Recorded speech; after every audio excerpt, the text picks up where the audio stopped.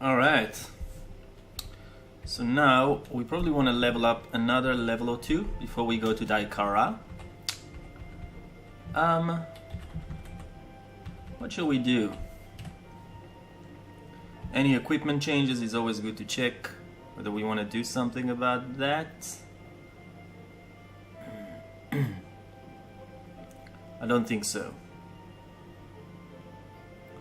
Blood soiled.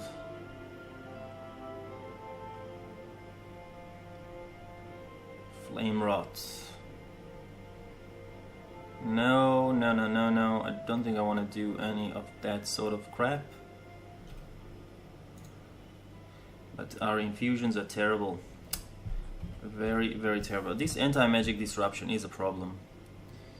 It's coming from the... It's coming from that lightning hat, so we need to get rid of that pronto. Let's use this one. Resistance to fire.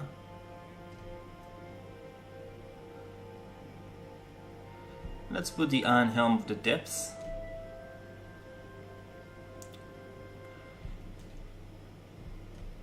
And let's go to the Fortress of Shetul. Ah, we still got Disruption. The Belt. The Belt of Life. It's pretty good, but I can't really afford it. So we're gonna use this Belt of Life. Slightly not,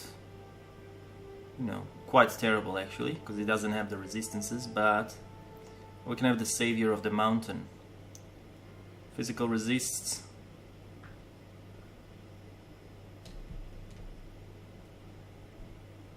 Ah, it's a ring, sorry. Looks like a belt. No, we got to switch that, because we want to be able to teleport if we need to. And I'm also pretty positive that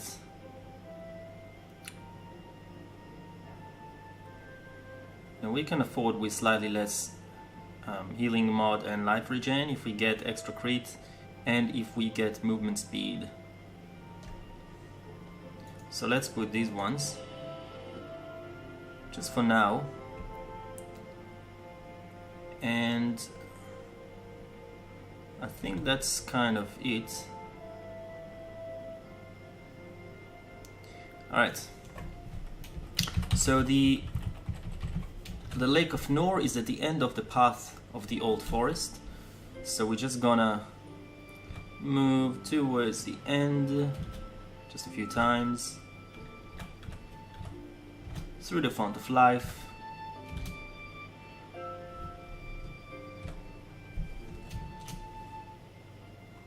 And we're there. We are there, my friends. So, because we've got the Helmet of the Depths, we don't have to suffer the water damage. Suffocation is a terrible thing. And so now we can be a bit more relaxed. But the way the mechanic works is, even though you were gonna suffocate, if you go on air bubbles, it fills up your air meter when it appears. So there's these air bubbles around here, but it kind of constricts you, and it can get you into a worse situation than possible. So, Blinding Ink. Okay, we sort of resisted it, but I am going to kill him. Oh, he's a unique. We have a bad experience with uniques. What does he have? He's got lots of traps. It's kind of irrelevant. All these masteries are irrelevant. He's stealthy. He can grab and dual strike. Doesn't look too terrible, and he's the same level as ours, so yeah, he's dead. We get mostly blight damage here and physical damage, so we might want to get some blight resists on if it gets problematic, but as we know, I don't actually have proper blight resists. These guys are terrible. The one that just became invisible, they can do a lot of damage. Mostly cold, so we're gonna get rid of them as soon as we see them. Let the squids come. I don't think I'm afraid of lightning too much, since I still got some pretty good resist for lighting, about 24.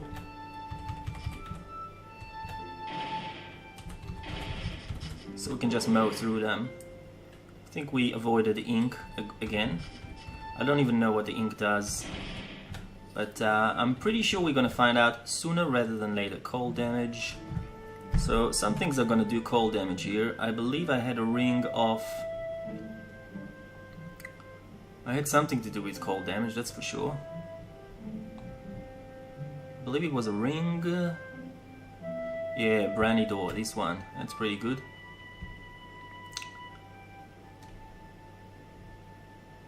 Probably don't need that one. Still want disarm immunity in the max life, so I'm gonna take this off and I'm gonna put Brandy Door on. So our cold resist is now 46. It's very high tier, so we shouldn't have to worry about cold too much. Terrible, terrible, terrible, terrible, terrible.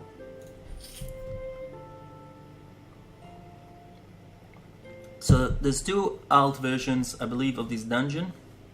Lake of Nur. One is where you go below and there's no water. The other is that you traverse and there's a magical barrier that keeps the water around. Usually the no water is preferable, in my opinion, especially if you don't have the Helm of the Deep to help you breathe. But in this particular case it doesn't matter. And these boiling horrors are quite terrible. They do massive amount of fire damage. So we might have to consider that. I might put this on.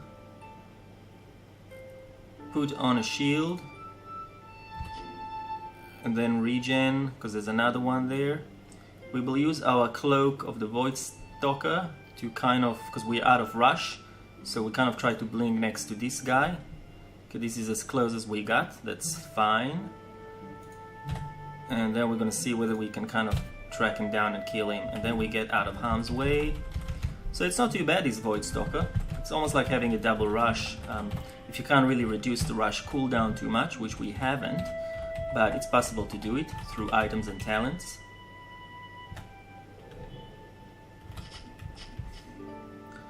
Okay.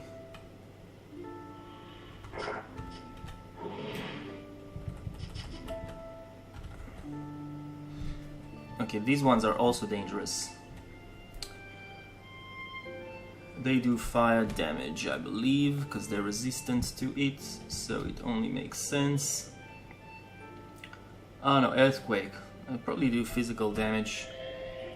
But we do want to see whether we've got something for fire. We can put Flame Rod on. And that'll give us slightly less lightning, more fire resistance. Drops our critical multiplier, but it might be a good thing to use. Because lightning, we don't need that much at the moment. But I think we can handle the fire creatures. I mean, our fire resist isn't that bad, is it? We have none. It is pretty bad. Alright. We'll put on Flame Rod. And actually I'm gonna pop in and wait for everything to regen, because these guys can't actually move. Let's see whether we can rush. Someone, let's rush this guy. Pop in a shield. Yeah, so he's dropped on us. He tried to drop enhanced physical stun area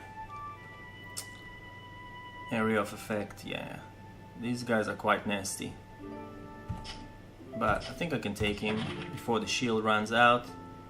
Could probably confuse this guy, stun him, because stun is preferable to confusion, and he's gone. Okay, there's another one of them somewhere over there. Stun the guy, and he's out. I really want to get rid of this imp. So far, nothing too dangerous, unless we encounter some unique. I don't want to rush him because I can't actually see what's in there, so we're gonna kind of check like this. Okay, now we can rush him. The croc's not a problem. I can't actually see, which is annoying.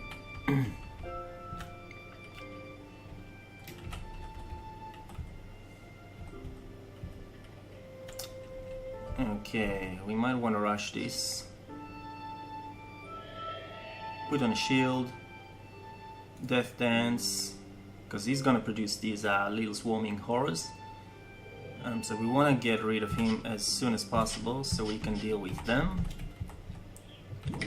Get rid of the imp. Get rid of another imp. Any more want to get something for the taking? Probably not. Actually, maybe yes. He's dead. Alright, and that's it. So now we can get to the Chateau Ruins, where there's a pretty big mob there. Not a mob, like a boss. And he's quite deadly. So we might need to put something, consider something on, but I don't really have anything I can think of. And I don't think I've got, I believe he does mind damage, and I don't actually think I've got a lot of mind stuff. He does massive amounts of confusion, and he can heal like there's no tomorrow. So we will use the Rod of Annulment on him. But I don't think I've got any mind protection. So that is my caveat here. And we can't teleport out. It'll be hard to actually escape from the place.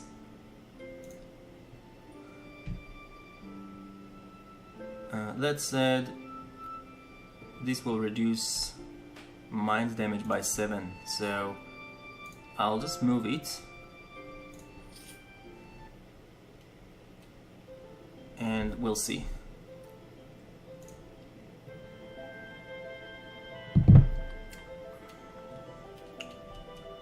So he's particularly susceptible to arcane damage, but he's got minus 10 resist on that, but we really got nothing that deals with that. What does he have? Mind Seer. Let's check. Let's do a proper check of his abilities, because you can certainly die in here. Mind Seer level 4. Yeah, 106 mind damage. Starfall, darkness damage. There's nothing we can do about that. Time Prison. Remove the flow of time, and he's got Gloom. Which is an annoying thing that I believe Doomed subtypes have, and yeah, if we caught in the Gloom, we gotta keep saving against Mind Power, and our Mind Power is kind of okay. It's on tier 2, at the beginning of tier 2, 21 to 40. It's still kind of crappy. But if we can put the Talk, I'll actually climb upstairs, do a little bit of a cheat. You can see, I want to have a look at my talks. Let's use charms here. Reduce fire, cold, light by 33. So I can reduce physical, nature, temporal by 105. I can reduce lighting, mind, and darkness by 69. So that's pretty good. So I'll probably equip this instead of the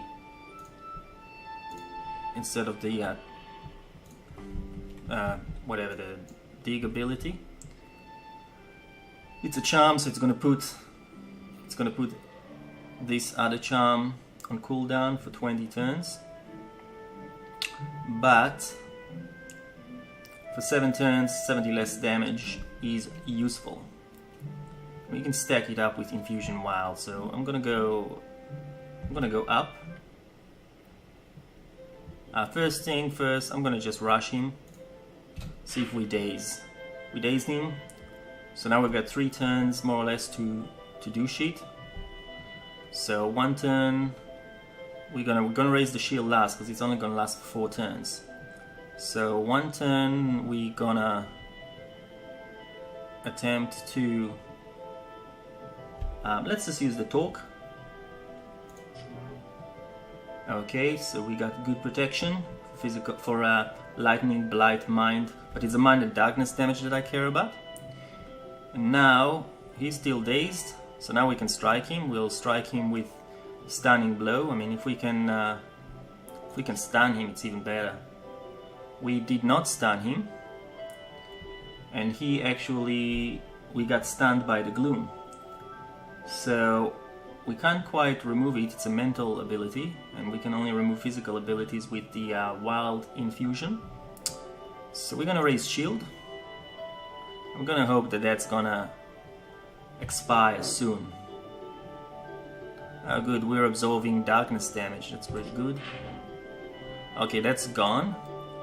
So now we can see whether I can confuse him. His mind resist is 24, which is... he's probably gonna resist it, but we'll check. No, he did not. And he's confused for 7 turns. That is beautiful. We should be able to kind of hammer at him.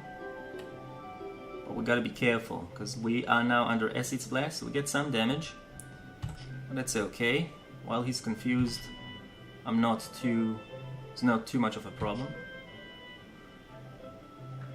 Now, we kind of keep missing him, because his defenses aren't great. But our accuracy only slightly better. But we hit slowly but surely, but now we can try and stun him, because he's got 1 confuse on him. Now he's got tainted 10, which I'm not really sure what it is. The more you use taints, the longer it will take to recharge, right? So he keeps using these taints, and he's got a bone shield. Alright, so we're just gonna do a stunning blow, and hopefully that worked. It did not. He used Infusion Wild, and he's not stunned anymore. Okay, so now we can use Death Dance to do some extra damage. And we just hit the Bone Shield, so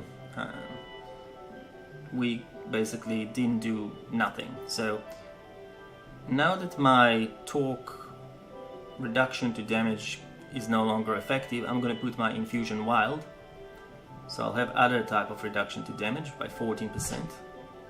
It's not as good as reducing it by 70 damage, so the charm is much better. We're gonna hit, and as we hit him one more time, now I'm gonna use Rod of Annulment on him, and hopefully we lock down his infusion that heals him. Oh, we knocked down Rune Shielding, which is good, so he can't put a shield on. Starfall, and we knocked down Infusion Regeneration, beautiful, so he can't do those. Now, I'm not sure, it doesn't actually tell you, because I'm using this mod, so I don't know if it actually tells you that, but we can probably inspect him and have a look maybe. Yeah, it doesn't say that. What does it say on this one? On cooldown for 3 to 5 turns. So we don't really know how many turns it's on cooldown, but if we can kill him in 3 turns, it's going to be useful. And in any case, I'll hit him for 1 turn.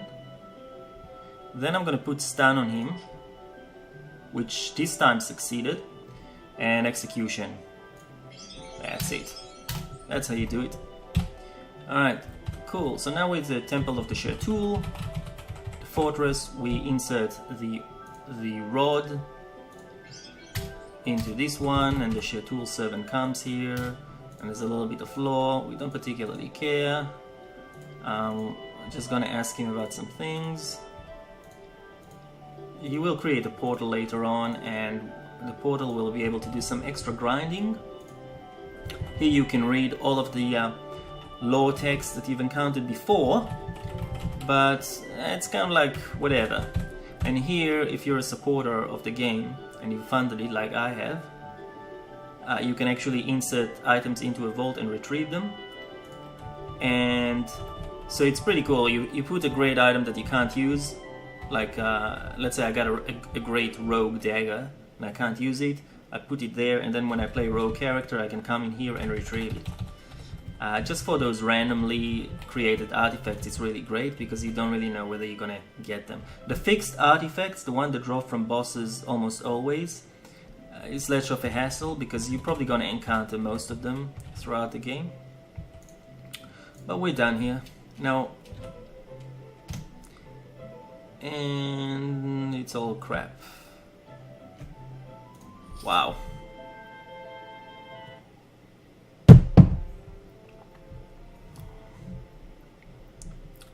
We probably don't need that talk anymore, though it's quite useful. I'll probably keep it there.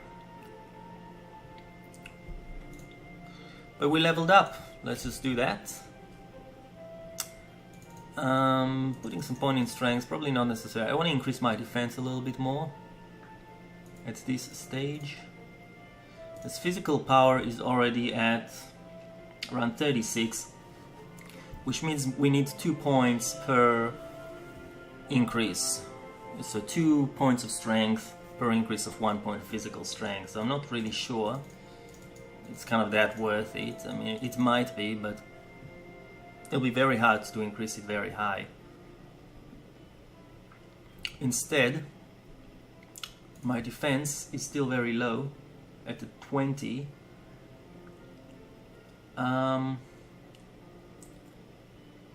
We can probably increase it. Again, it's gonna get into tier 2 in 2 seconds when it gets to 21, so it's gonna be at the same sort of situation. So I might still increase strength until we get physical power to tier 3, and then I'm gonna leave it there.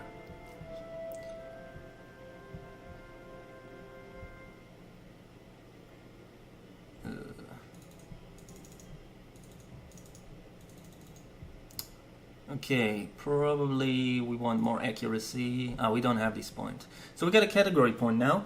So what we definitely want to take, we're not going to buy another inscription like we did last time. We're going to buy Bloodthirst, because it's very important for Berserkers. So we're going to buy Bloodthirst, and then we can put a point in Mortal Terror. And what it does is, your Mighty Blows inspire terror. Any melee you strike that deals more than 43% of the damage total puts them in Mortal Terror, dazing them for 5 turns. So it's essentially a free daze if you deal enough damage. Now 43% of the target total life is quite a lot when they've got full life. But as we put more points in it, it reduces, and it also increases our critical strike chance. So we're gonna do that. We're gonna put 2 points there. And that's essentially what we're gonna do. Eventually we're gonna have 5 points in there. The last thing we want to check is, did we get anything from the alchemist? We did. So we can actually go to Star of Death, and it'll give us the Elixir of Precision, which increases our crit strike. And it's very important which one you go to, because every time you go to one of these alchemists, one of the other alchemists have found another potion that they're working on. A potion that isn't the potion that you requested from them. And after 3 potions are created throughout the world, so after 3 times you go, all the alchemists disappear. So you might actually lose a secondary potion you were thinking about requesting. So, but I think Elixir of Precision is a good one. Okay, now we can ask him for another potion. Now we can either do, so you can kind of have a look here. You can see that Ungrol have completed the Elixir of Foundation without our aid. Now we asked him for Elixir of Stone Skin, so that's not really going to be touched. But what it means is that after we finished with the Stone Skin, he's not going to have Foundation to give us. But we can ask for here to increase our defense and range defense by 6, Elixir of Avoidance. Now we're probably never gonna get it, because the other potions are more important, in my opinion. But for the other potions, Grimly we're never gonna do him, because he needs a Fire Whim and an Ice Whim, and a Multi-Hued Whim. That's 3 of the greater dragons. We're never gonna find all 3 in one session and survive.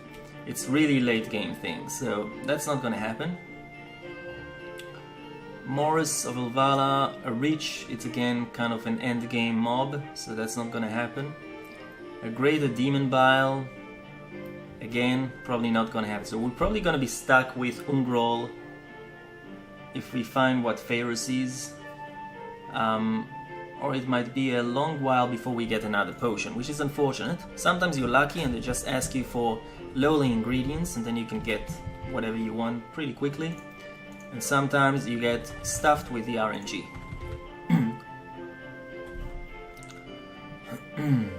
He's got an interesting lantern here.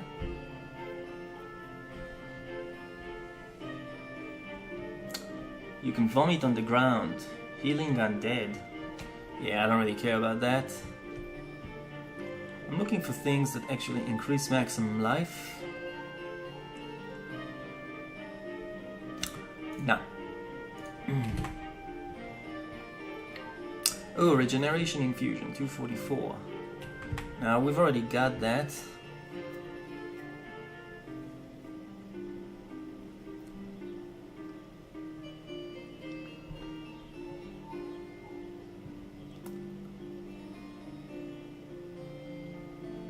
There's nothing here. The only thing I'm sort of curious about is this wild is 14% lower damage, but it only cures a physical effect. We can get this one, which cures a mental or physical, but it's less resist. But being able to cure confusion is priceless. So I might actually buy that.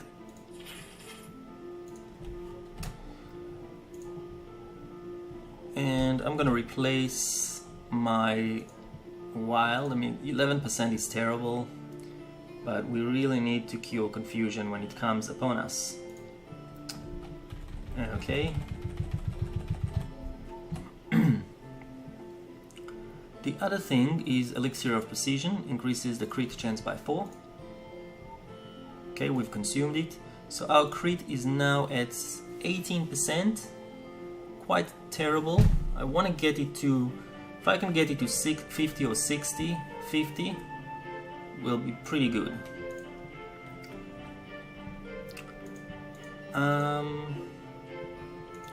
Let's check if we missed some of the shops and they've got anything of worth. Just around here at least. Sometimes there's a lowly item with a massive resist, so you always have to check.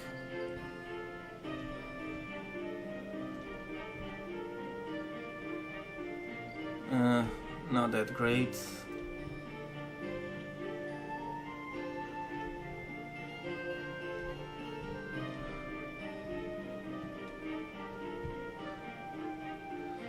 Temporal resistance is not too bad, but no. What about here?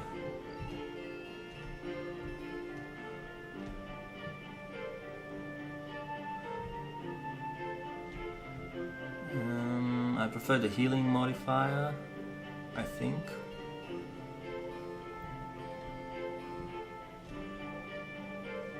Nope.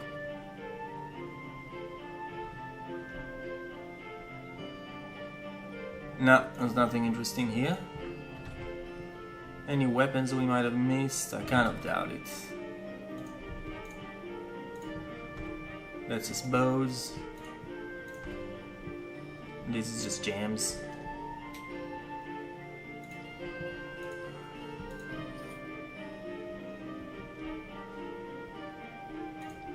Can sell the opals.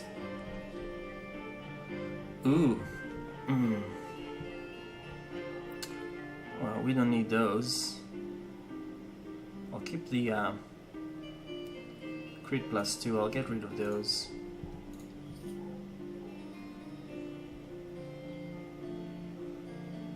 Get rid of this. 33 damage is not enough of a reduction on this charm.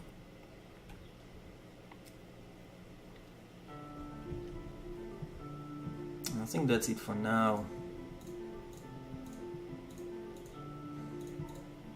Alright. Well, next we are going to go to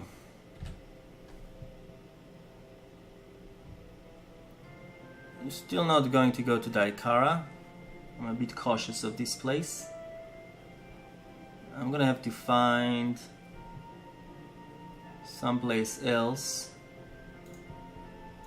If we can find the Halfling ruins, maybe it's gonna be useful. We can do the randomly generated dungeon if we find it.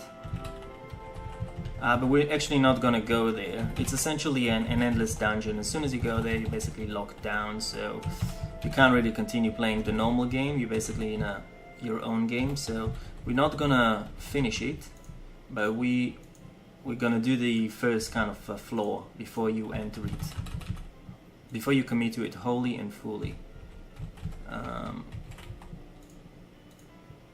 Okay, there's a Zig patrol. But let's stop here, and I'll find it later. We're still alive. Catch you guys later.